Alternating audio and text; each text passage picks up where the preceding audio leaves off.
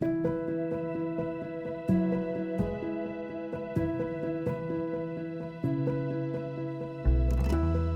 was working with his, people who had just been his students.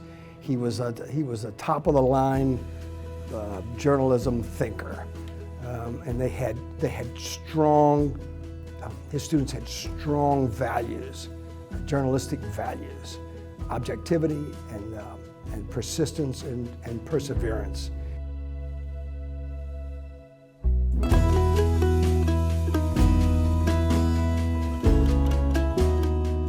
He was very passionate. I mean, whether he was talking about a news lead or sources or Silver Scribe or where to go hear music in the city or navigating the bureaucracy at Loyola, Tom was very passionate and he was always optimistic.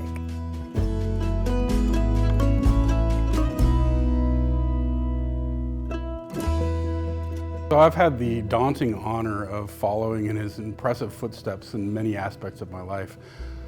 I never actually got to meet the man because he unfortunately died about a year and a half before I was a student at Loyola.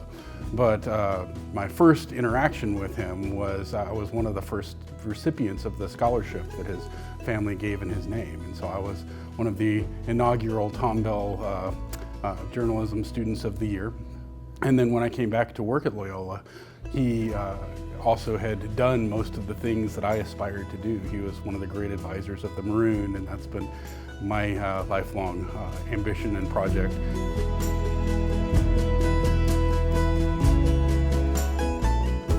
The journalists that came out of that era were superb, and they went on to big things.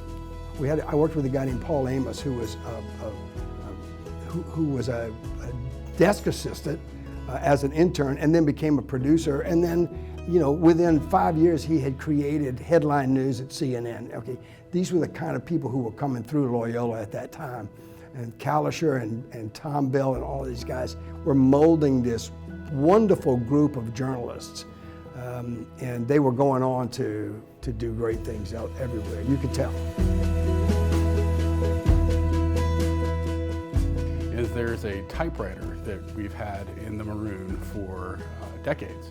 And in that typewriter is a single piece of paper with a quote written on it.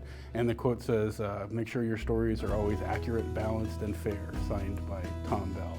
And so that was one of my first experiences of hearing the name, but also kind of captures the ethos of what he stood for.